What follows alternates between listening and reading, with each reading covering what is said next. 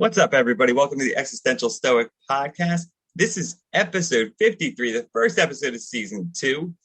And today we're going to talk about how to hack your brain like a Stoic. I am Danny and my buddy Randy. What's up, Randy? Hey, Danny. So hack your brain like a Stoic. We had to Why hack would one do that? something, Yeah, and we had to do it somehow, right? I know you have to, right? Everybody does it these days. They're hacking all kinds of things. It's amazing. Yeah, I know. Everything has to be hacked. Can't do it the long way. Have to do it the short way. And, Stoicism is quite popular these days. As a matter of fact, some people actually include it in the name of their podcast. Go figure. I know. It's crazy, right? It's like it matters. On a side note, though, I have to say, dude, it cracks me up every time I see things like how to hack your storage space or like something like that, and it just doesn't make sense. Yeah, it's just get rid of your junk. Yeah. But everybody's looking for a quick fix, and while many things are simple, they're just not easy, and everybody wants it to be easy. They're all looking for the easy solution. So today we're going to give you the easy solution for how to hack your brain like a Stoic. And if you're looking for a quick fix, you should pick us up midweek for our quick fixes. Also true, right? That's a good one. I like that. Yeah. So, I think it's interesting because Stoicism, I think, when a lot of people, if they look at the, traditional works and stuff, you see something that incorporates a lot, like a lifelong practice, a lot of routine, a lot of sort of ultimately, developing how you think about yourself and the world and understanding what matters to you. So we want to give some people some ideas to make this short, right? To make it easier to at least get started, I think. Because once you get started on it, then you can go further. And I think we should also say up front, just so we don't mislead people, that there is no quick fix for Stoicism, for living a virtuous life. Like I would go so far as to say most of the Stoics, when they died, they would say they were not yet complete. Yeah. And this whole idea that we have nowadays of being able to do things immediately, like there's a best-selling book right now about thinking like a monk from a 30-something-year-old guy who quit being a monk when he's 30. How do you learn to be a monk in less than 30 years? That doesn't make sense to me. In order to be a monk, you need to do it for life. But we're focused on this. We're hyper-focused on this granularity, hacking brain stuff, like all this stuff to be more efficient, when really the tincture of time does a lot. Well, no, I think you're right. You made a great point. I think a lot of the philosophers that people look to, and a lot of the sages and stuff, it was lifelong. It was the journey, right? And the point is to keep at it, make your life the best life. And most of them, they would have never felt complete, finished. It's not like there is an end, right? Because there's always a way you can improve. But I think the point is to do it, right? To be that person, to really commit to it. And I think right now, it's so common to see these trends and trendy stuff come and go. And, you get this sort of like dipping into a topic where it might help somebody a little bit, but then they don't have the background, or they haven't built up what they need to keep at it for a long time. So it just is like one of those things that they did for a little while, and it comes and goes. That's what it is. Everybody wants to scratch the itch, because you have this moment where you're like, my life sucks. I need to fix immediately. And then once that's fixed, you forget about it and move on. Yeah. So we're going to talk about that today. If your life sucks, stick with it till the end, because we're going to give you all the answers right here today. Damn right we are. Yeah. So what do you, if somebody's interested, you think, in Stoicism and trying to live this way, be like a Stoic, especially from the mental side, because I think that's kind of what the focus was. What do you think is like a good starting place for them? Well, pretty much every Stoic book talks about what's in your sphere of control. Oh, okay, and while it's talked about a lot, I think that the value of it is so undervalued. Because here's the thing, the whole entire self-help market is built upon relationships, money, and health. And those are three things that by definition you have no control over. So we are ingrained to want to control things we have no control over, or very limited control over. Okay. Whereas other things that we do have control over would be things like our thoughts, our values, the way we look at our perspective. So those are some things that we might have more control over, but we give those up because we're pursuing these other things that we think we can control. Yeah, and I think actually, it's a good point because when we pursue those things that we think we can control, but we can't, and we don't see the results we want, I think a lot of people also start to then sort of fall back on like a victimization, blame game. And then what they ultimately end up doing is they end up really, chipping away at all of their effective agency and mentally sort of destroying themselves from having control over anything. So, it's like, and it's a really detrimental way of being in the world because you end up, you're kind of, one, you're not doing anything to promote your situation, and you're sort of at the whim of whatever circumstances happen to fall your way, right? And I think you're right. For the Stoics, I think that's I think it is an important thing that's not valued as much as it should be, which is, we have control over our own self, our own mind, and how we live the actions we choose in the circumstances we're in, right? So we don't have control over the circumstances themselves. We don't have control over other people, how they react. We don't have control over, the world outside, but we do have control over how we, prepare, plan, think, behave. And if we focus on that, at least we've done the best we can. And at least we've done everything we can, and we can then be, happy essentially with ourselves. We're satisfied with the fact that there's nothing else we could have done, right, to make the situation different. Mm-hmm. Yeah, so I think it's a very handy practice for anybody who's dealing with difficulties in their life is to sit down with their difficulty and realize what's in their control and what's not in their control. And then a very practical way of approaching it is, what actions can I take? And then what are the results that I want? And start taking the actions and be very, very patient with the results. And try not even to expect them. Yeah. Because the results are 100% out of your control. The actions are 100% in your control. You can do that stuff. That's up to you. Focus on what's in your control. Reward yourself for what you're doing that's in your control. And then the results may come, the results may not, but you're doing the most that you can. It's funny, and I think to that point, when we had a Massimo on the show, he had mentioned too, literally when a situation comes up, you can sit down with paper and you can write down in 2 columns, right? What's in my control in this situation, what's out of my control. And you might have to write it down at first, for a while, and you do that, but it helps also, kind of, I think, make you more aware of it over time, so that when situations arise, you don't need to always get out the pad, right? But at least it keeps you aware of it, keeps you focused on it, so you're not doing or not focusing on things that are just really you have no control over, right? And I think that's important. And it's interesting too, because I think there's so many times in life, I think, where we can all identify when we let our we react to something rather than actually acting and having self-control. We're just reacting because of our emotions, because of the situation, and we end up doing something we are unhappy with, or something detrimental to ourselves, or detrimental to ultimately the goals that we want to achieve. And it's part of it, I think, is just slowing down.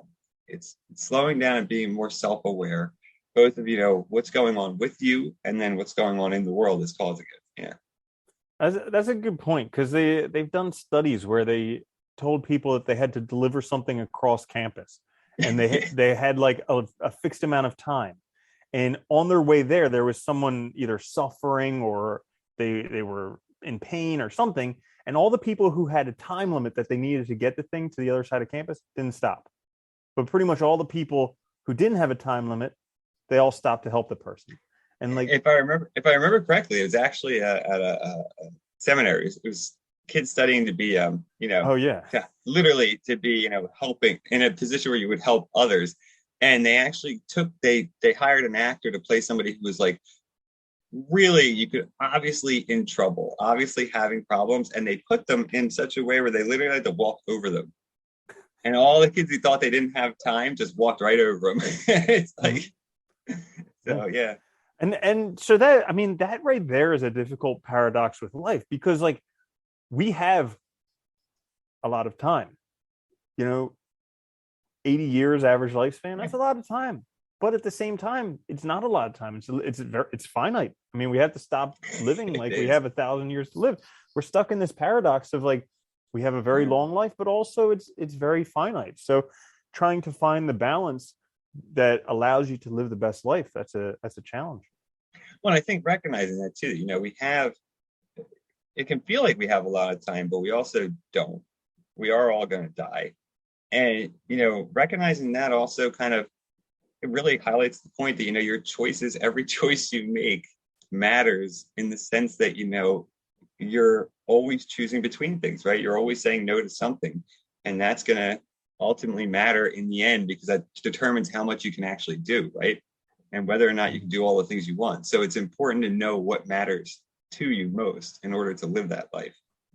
I think that's crucial. A lot of people like kind of forget because you get caught up in, all the things of the world, all the sort of, advertising and pressures and whatnot, and trying to be this and that. I think that really does get in the way of our own happiness.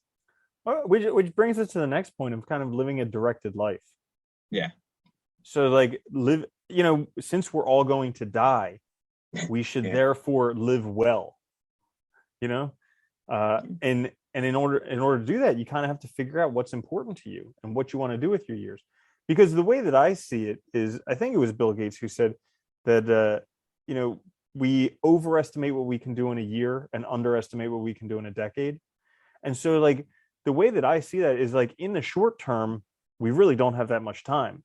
But over longer periods of time, we have a lot of time because the time compounds on itself. So like over 10 years, 15 minutes a day is a lot of time. Yeah. Because that compounds, that adds up. So like that 15 minutes a day that you're spending practicing piano or spending with your children or doing whatever it is, that's going to compound. That's going to make a big difference. But over the short term, we think that like, oh, I want to have 6-pack abs, I better go to the gym 4 hours a day. And how long does that last? Yeah, and I like that too, because I think part of it is also, we also are not always great at sort of estimating, the sort of trajectory to a goal. Like we tend to think in our heads it'll be a straight line, smooth, easy, right? And we're not good at, because we can't like foresee the future, obviously, but we're not good at accounting for, that we're going to definitely run into obstacles. There's definitely going to be problems. We're definitely, and I think so over the long period of time, we do see a huge amount of gain because we get through all these things. We learn a lot, we develop more skills, and, the majority of the process becomes easier over time, right? And you get better at handling that stuff. But in the short term, you're not going to be good at it and you won't know what to expect. And so that's going to, be a huge stumbling block on the way. Yeah. Mm-hmm. Which brings me to Stoic brain hack number, I don't know what we're on right now, but the next Stoic brain hack that I would like to mention is patience, also known as endurance. Probably one of the most well-known Stoic virtues, but probably the hardest for like anybody out there is being patient, enduring through difficulty, because that's something that, we all like. I can't tell you how long I've wanted to be a shredding guitarist, and I'm just not yet. Like I can play pretty average, I can play songs, I can play some solos, pretty average. I haven't put in the amount of time that's needed to become an absolutely shredding guitarist. But like, it's something where if I'm patient, by the time I'm 50 or 60, I could probably shred. And considering that what I'm putting in right now in terms of time is what I'm allotting myself for it, I'm okay with being patient for that. And I think that's also a big part of it, right? Is recognizing that, like, how committed are you? How much time are you willing to, or can you invest in something? And then recognizing that, it's going to take time to get to where you want to be, right? I mean, we can't expect things just to happen like instantaneously. And so I think that's a great example where, it's just, reminding yourself again and again that, it will happen. I just need to keep at it, right? And like recognizing that and then kind of tempering down that anxiety or worry or whatever, that negative sort of, thoughts about that it's not going to happen, it's not going to work out, this will never work, kind of thinking. And I think a lot of it too, I think a lot of patience too is also just, it's learning how to deal with those sort of very reactionary emotions of like anxiety, of stress that really tend to cause us to kind of abandon things, right? Because we blow things out of proportion. We imagine like the worst, we imagine that it's impossible, and then we don't just endure with it to get through those moments to where our perspective shifts. Yeah. Yeah, exactly. That's what it is giving us a long enough time frame, a long enough time horizon. Because with a long enough time horizon, we can literally learn anything. Yeah. Like if you had infinite years and you had the interest to stick with it, you could learn anything, no matter how difficult it is. Yeah. Yeah. Because it's just there's so, but most of us want it immediately. We all want it right now, and that's the difficulty, is that a lot of things, you can try ramping up the effort as much as possible, but even some things just need time. Need Well, patience. and it's like, as we mentioned in our quick fix too earlier, right? The whole idea of comfort, right? And getting comfortable with discomfort is a thing that everybody struggles with, I think, especially now. I mean, I think life has gotten very easy in a lot of ways. We have temperature controlled environments. Food's not necessarily a huge deal for many people. We have a Life, quick fix pill popping type of culture. yeah. Everybody I wants mean, to take a pill and fix it. yeah, I mean, literally, we have an industry in medicine known as lifestyle drugs, because instead of changing your lifestyle, like exercising and diet, you take a pill, because taking a pill every day is easier in some sense, I guess. And, it's when you think of it like in those terms, it's this sort of obsession with security and comfort that also gets in the way of us living a life that is worthwhile, valuable, meaningful, and one that we're proud of, right? I think over time. Mm-hmm. Yeah. And there was one thing that we were talking about earlier when you were talking about it, when Massimo was on the show, and it was his book is really good, The Field Yeah, Guide to a Happy Life, and highly recommended for everyone to read it. absolutely. And one thing that I got from it, because like a lot of us, we try to achieve these things, and then we encounter some difficulty and we stop, or we complain about the difficulty. Surprise, surprise, or so like all this stuff happens, and then we start beating ourselves up because we weren't smart enough, it wasn't easy enough, it didn't happen fast enough. This is the 30th time I've failed, blah blah blah blah blah. Okay. So like one Yeah. thing that he mentioned in the book that I'd never heard before, but it was really eye-opening for me, was that the novice blames other people, like the whole victimization type of thing. Yeah. The person with more experience blames himself, but the expert doesn't blame anyone, doesn't Yeah. blame others, doesn't blame himself, because he realizes that he's a human. You know, Yeah. we have problems, we have difficulties. It's part of being human. And so like being able to see that, not being victimized, not blaming yourself, just being like, you know what? Another difficulty. Guess it'll just take a little bit longer. Here we go. Wait, and what's funny about that too? It's also like it's the extent to which you really understand what's important and what's valuable. Because we these sort of like blaming and blaming ourselves, blaming others, it's all about, really, a lot of times it's about a misunderstanding of what's valuable, or it's taking things way too seriously, when the reality is that you can do it again, you can try again, there's more time, or you can do it a different way, or you can make it better in a week or next week as you work on it more. Most things are not that serious in life, really, when you get down to it, right? And I think that's part of it, is we pretend, or we get ourselves so worked up about stuff, like, I mean, I've seen people literally lose it because they were unable to get like the newest iPhone or something that came out because there was a shortage. It's like, really? Like, it'll be out later, just wait. Like, it's not the end of the world. And I think that sort of like immediacy need for it right now, it gets in the way of a lot of sort of people being happy. You just can't be. Mm-hmm. Yeah. Yeah. And also, another stoic thing to look at is learning to change your perspective. Though, so I think it was Zeno who was in the boat accident. Was that who it was? Oh His God. boat sank. He Okay. Oh. Yeah, yeah, yeah. Yeah. I think so. Yeah. Yeah. So basically he was a very rich merchant. He was going to make a ton of money off of all this stuff from trade, and his boat sank, and so he Yeah. was shipwrecked, and then he washed up in Athens or something like that, and he's like, instead of bemoaning himself and wailing and crying and being like, oh, my life is ruined, I've lost it all, he was like, well, at least I have nothing to worry about now. So like being able to having that shift in perspective to see the better side.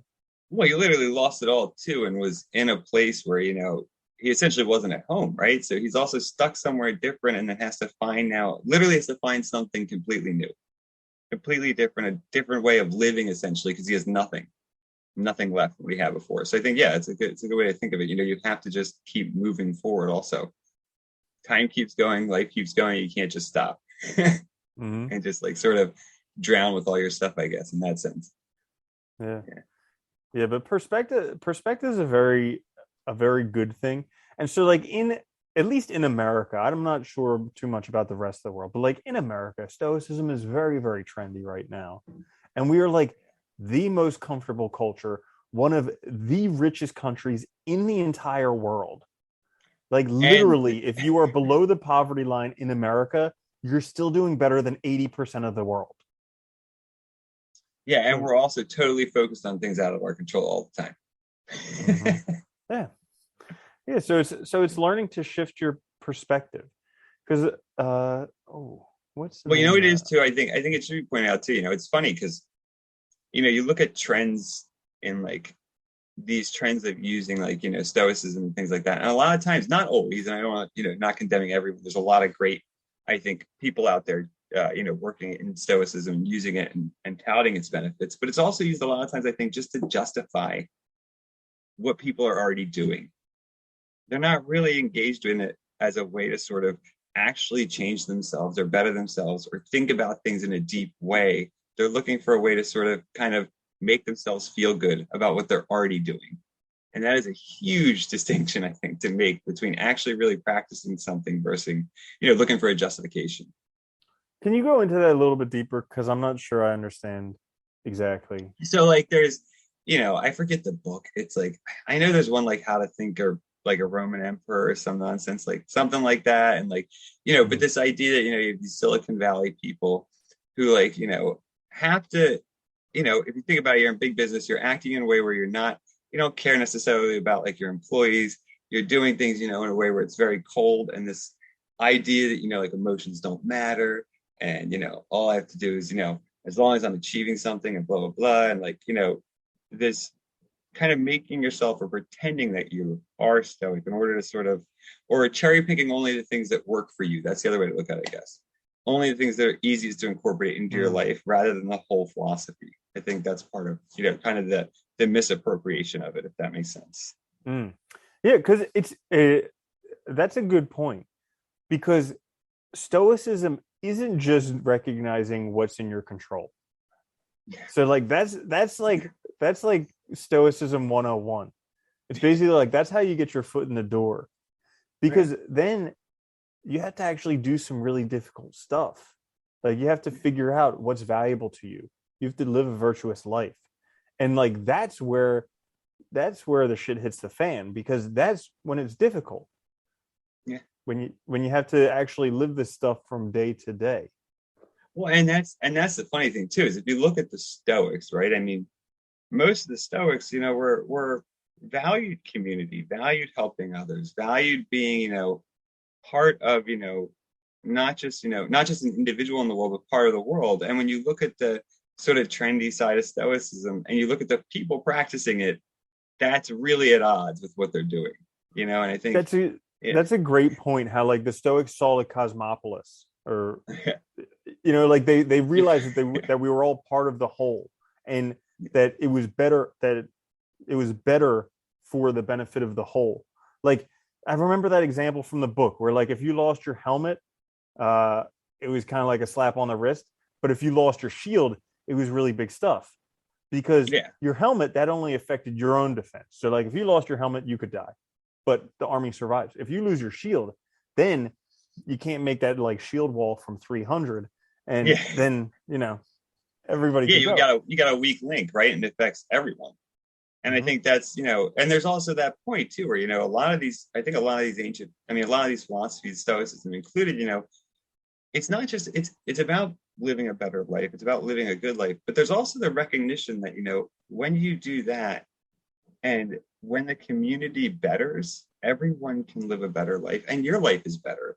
And I think a lot of that is totally glossed over or missed in the misappropriation of it, because that's the stuff that I think that's the other thing. That's the stuff that starts to get hard.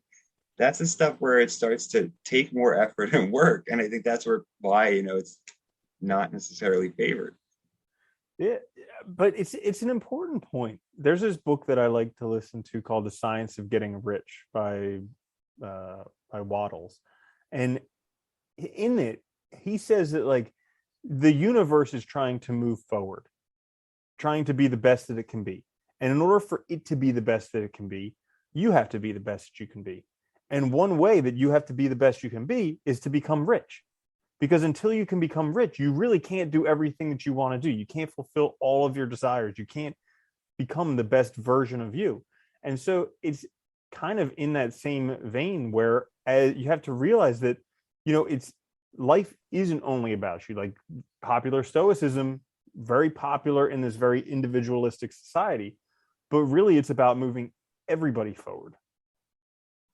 Not just Yeah, I about mean, getting your Lamborghini and your watch and posting on Instagram.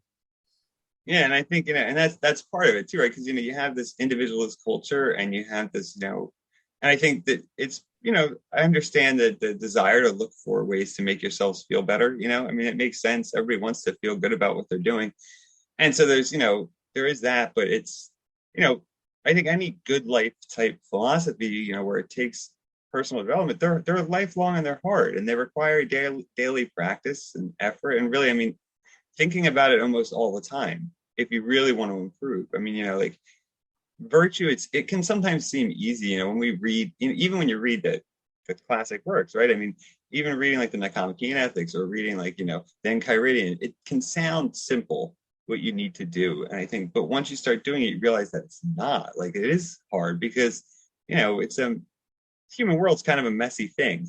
It's, Mm-hmm. we're complicated, and it's really about developing that self-control, self-knowledge, self-awareness that enables you to then be the best you in the world, right? And I think that takes a lot of time and effort. Yeah. So now that we've discussed kind of a overview, let's give people some stoic brain hacks, right? Oh, yeah, things they can do that'll help them get there, and I think start thinking about it. Mm-hmm. So, like, we talk about virtues and living a virtuous life. Brain hack for virtues and living a virtuous life: you have to figure out what's valuable to you. Like, plain and simple. Yeah, seriously. Pencil and paper, and or journal's great, but like you need to figure out what's important to you. Like, not what society wants you to do, not what your parents want you to do, not what your neighbors want you to do. And if you're married in a family, honestly, not what your wife and your children want you to do. Like, you honestly need to figure out what's important to you. And hopefully, if you're in a family with wife and children, that's going to be important to you. Yeah, Or ideally, else you right? might have made a mistake. Yeah. And it's okay to make mistakes. We're human. But Yeah. the thing is, like, actually sitting down and figuring out what's important to you. And so some brain hacks, some things to kind of get you started going in that direction would be like, if anything was possible, what would you do? If you had all the money in the world, what would your day-to-day life look like? What would you do? Because once you're done with that trip around the world and, buying Lamborghini, you still have to live 24 hours a day, every day. So what does that day look like? And then, like, okay, if every job paid the same, what would you do? So, like, these types of things to try and get you started in the direction of what's valuable to you. What do you want your life to look like? What are you willing to give up your life energy for? I like that too. And also asking yourself, like in the sense of like, what really matters?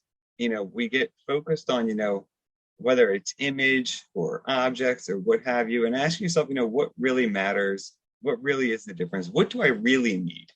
So like getting down to like the basics of like what are my real needs? Like I need to eat, I need shelter, right? Those sorts of things. What does that look like? And starting to understand the distinction between fulfilling a need versus like excess.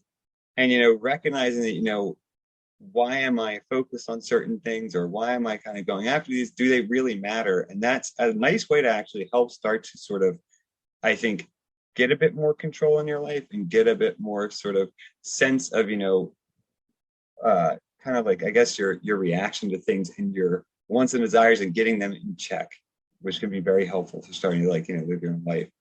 I think a big Mm. part of it too is like also recognizing, you're responsible for yourself.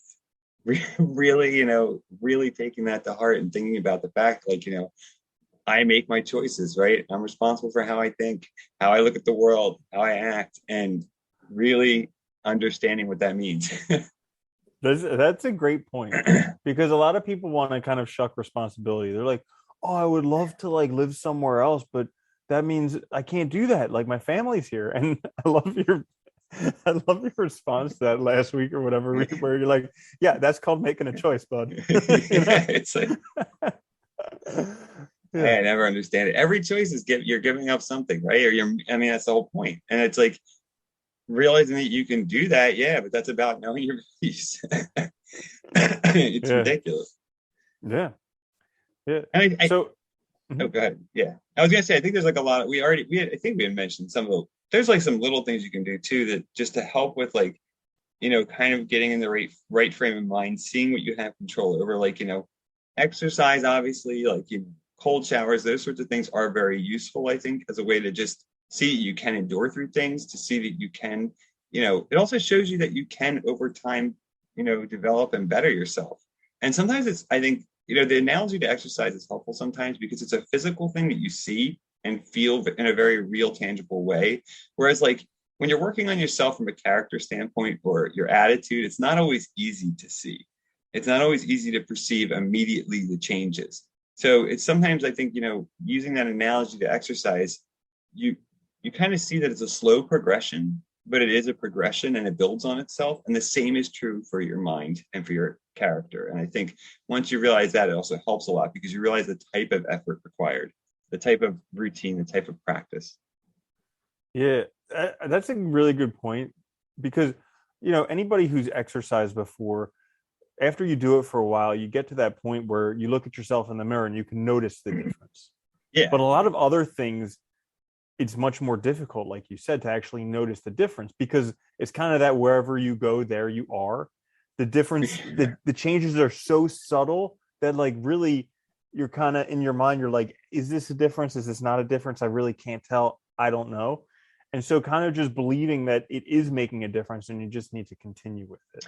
Yeah, and like I think too, because like a lot of people, I'm sure at first, like if you try and work on like, your attitude towards something, your perspective, you're gonna fail. Like almost always at first. I mean, it's just because you've trained yourself to think a certain way. And you have to realize that to sort of untrain that mode of thinking takes basically confronting it a lot, butting heads with it over and over again, which means failing to do the thing that you want essentially to get that shift. It's not going to happen immediately.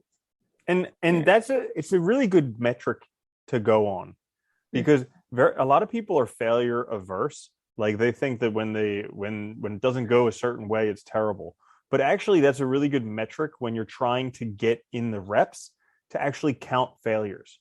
And I used to do this when I did Okay. like the pickup with girls, because like you could go and chat up a girl and you would just fall flat on your face, and you would get rejected. They would be too big, all this stuff, and like it was easy to get into headspace of like, oh, this is just not my day, it's not going. But whenever that would happen, I would either say to myself or say to one of my friends, okay, just start counting failures. Do 10 more, get rejected 10 more times and then call it a day. Yeah. And like once you get to that mindset, you almost can't get rejected, because you're like trying to get rejected and girls are like, why are you trying to like get me to leave you? Like I'm not going to leave you if you want me to leave you. And so it's kind of like getting to that point in life where you can count the failures, realizing that that's on, it's part of the steps that you have to go, but it takes this thing away from the failures and also gives you a very tangible goal to achieve. Yeah, I think also too, and once you get on the path too of like, you know, really trying to work on these things, I think you also realize too that it is just the journey, right? That there's, in a sense, like the whole like our whole notion of failure is so it's so narrow. It's so, it's like it's either that you either succeed or fail, but that's not really how life works, right? It's an I know ongoing the school thing. system messed us up It so doesn't make much, any like sense. for It's life. so weird. They're like, if you don't get a 90 or above, you're a failure. You're never going to get anywhere. I'm putting this on your permanent record. And you're like, Yeah, no, not the permanent record. but it's that whole idea, right? That like it's like this perpetual sort of like running tally of your value or some shit that doesn't really matter. You can change things anytime you want. So I think it is, but it takes a long time to get out of that way of thinking where, it's not worth my time if it's not immediate success and it's not immediately valuable and paying off, because it is, it can often seem like, it's not worth it. But I think once you get into it, you realize like, it doesn't matter. As long as I keep doing it, I'll succeed in, whatever sense I mean that. And then, the failures all add up to valuable in that end. Yeah, and going on to that, the other Stoic virtue we talk about is patience. And so realizing that things are going to take a lot of time and actually plotting it out, like looking at your life. Because I didn't, until a few years ago, I didn't have anything more than like a 3-month plan for my life.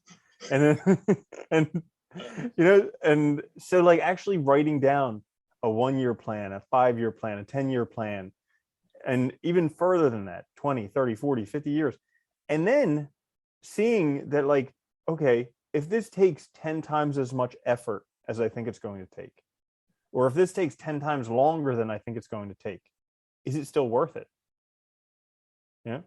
I And like that one. Yeah. yeah, and even like if this is something that I never succeed at, never truly succeed to my expectations, is it still worth it? And that's the stuff you should pursue, because that makes life worth living, because then you're actually enjoying the journey. And that's all it is, right? I know it's funny too. It's like, it's funny a lot of times too when I think about it, because it's like, why wouldn't you want to live a good life? Why wouldn't you want to live your own life, right? Like people make it out to be so hard, like, it's so hard. And it's like, but don't Well, you dude, want to we're like, deceived. yeah, We're all going after these things that we don't actually want to impress people we don't actually like. yeah, that's true, right? That's funny. But it's true. It's like once you start living, your own life, I mean, it's like it's valuable because it's your life and this is your one life, right? There can't be anything essentially more valuable than that. So making it your own and living the way that's right for you, I think is essential. And yeah, it takes work because in a sense you have to like, it's almost like you have to like, in a way, you have to untrain a bunch of stuff that's like been sort of dumped on you from society and other things. And you have to sort of get that out of there and start really focusing on you in a way. And I think that's the benefit of it. Yeah. Here's another thing that just slipped in my mind as we were talking. Write What's that? your whatever they call that thing when you die and it's in the newspaper. Write that Obituary? obituary. There we go. Write your own obituary. How about that? Looking at, because we always talk about, like, I use that as kind of a judgment metric, is looking at stuff from my deathbed. Because I'm like, if I'm going to regret this when I'm on my deathbed, I'm definitely 100% doing it right now. But actually writing your obituary, because there's going to be a day for everybody listening to this podcast. Yeah. Guaranteed there's going to be a day where you're going to die. And chances are you're going to have an obituary written. But handy hint, if you actually write it down now, there is a greater chance that that is what it will actually happen. Yeah, and I like that too, because you can also kind of explore what would you want it to really say? What would be the things that really matter being included in there? Because that's another way to get towards, and I think all these like little things are ways to get to what matters to you, what's valuable to you, as a starting point for really understanding how to live your own life and how to be responsible and how to have control. I think that's a great example. Yeah, like does it matter to you really who was there? Does it matter how people thought of you? Did leaving a legacy? What the hell were the things that actually mattered to you in this? If it was in your Yeah, I mean, obituary. do you want it to say like, here lies so and so who had a terrible anger problem. He was too afraid to do what he actually wanted because he thought he was afraid of people's judgments. So he stuck doing a job he really didn't like forever because it had health insurance. Like, is Yeah. that what you are? Is that what you want your obituary to say, or do you want it to say he messed up so many times, but finally figured it out when he was 65 and was the happiest person I've ever seen in my entire life? Yeah. Yeah, I like that too because it's it's funny too because I think people forget too that like when they sort of forfeit their control and their responsibility, they forget too like all these things that they let ruin their lives and then ruin the lives of those close to them, right? Because like yeah, you hate your job and you take that home and all, and it's like, and you act like it's not. It's like, but it is your fault. You're putting yourself there, right? You're letting yourself think this way. You're letting yourself behave this way and react this way. And so, yeah, it is you, not something else. It's not the circumstances. And I think that's, it's a good example. I like that. Yeah. Mm-hmm. Yeah. The obituary is a good one. That's a good idea. Yeah, that's a Stoic brain hack. Right there. I like that. Yeah. And I would say, let's say, what other ones? I'm not sure if this particularly is a Stoic thing, but I would say, have faith in yourself. Believe in yourself that it'll work out. Because, I mean, who's to say? Nobody knows if it will or if it won't.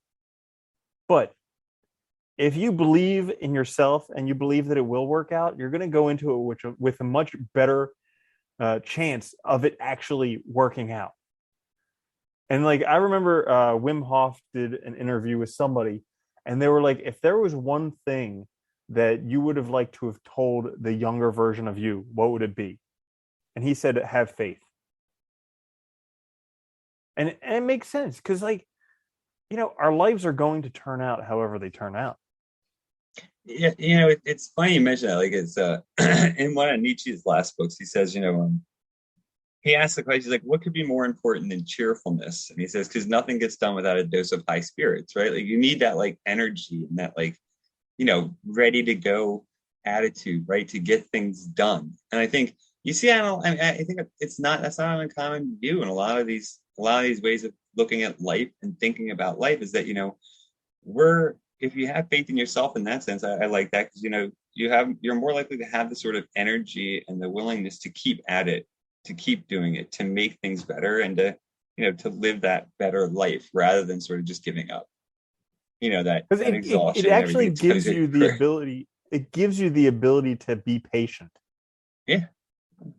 Because if you have faith and if you know it's going to work out for you, then you can be patient because you'll be like, today could be the day. And if it's not today, today could be and tomorrow you say today could be the day. And like each day, today could be the day. Well, so it gives you that ability to persist. No, I like that. And I think from the Stoic standpoint too, if you focus on, if you're focusing on what you have control over, if you're focusing on doing the things that are right for that thing to happen, it will happen eventually, right? So you can have that faith comes sort of like goes hand in hand with it because you're doing all the right things. It may not work out, but generally speaking, you're doing everything you can to make it happen. So you should have faith that, like, at least in that sense, that you're doing everything right, right? And I think that's the important thing too, is recognizing that, like, am I doing all that I can do, right? Am I doing everything that's within my power? And as long as I am, then it doesn't matter. Everything, I shouldn't worry about anything else because I've done all that I can. And I think that's also an important way to look at it because it helps you sort of not worry so much about the results, but about what you can do now to make those results happen, or at least make them the best possible chance to happen. Yeah. Mm-hmm. Yeah. So I think that's pretty much all the brain hacks you need. Yeah. Just do that stuff and, live your own life and don't stress about stuff too much because it's not going to help. Yeah. Don't beat yourself up. No. And have faith. And I think also too, just notice that it's worthwhile to work on yourself, right? It makes it better. Why wouldn't you want to live a better life? It seems like the simplest question. Well, it's like a lot of people get stuck. Like I myself was we just get like brainwashed. I know. You Yeah, know, it's you're a very crazy. young child. You go to school. Everybody tells you need to get good grades in school so you can go to a good college, so you can meet the right person, have a family, buy a house. And this is all bullshit. And but Yeah, the thing is, like, all of it, because it's so indoctrinated into us, and not to mention on that path we learn that failure is bad. You know, so yeah, like we just get suckered into it. And so starting to think for yourself and ask yourself good questions. yeah. It's a crucial thing. I Mm-hmm. like that. It's a good place to end. I like that a lot. Yeah. Mm-hmm. All right. So, yeah, these are brain hacks, right? What do we? Brain hacks There for we go. Stoics, something like that. Yeah, yeah, something like that. That works well. I Hack like your that. brain like a Stoic. There we go. Yeah, I was a hack your brain like a stoic. I like that. Episode 53, the first episode of season 2. And if you're listening, guys, the podcast apps, please check us out on YouTube as well. Watch it, and vice versa. Subscribe, click like, notifications, whatever. It helps us out a lot. We appreciate it, and we will be back next week with a midweek with a quick fix, and next week with another episode. Till then, later, Andy. Later, Danny.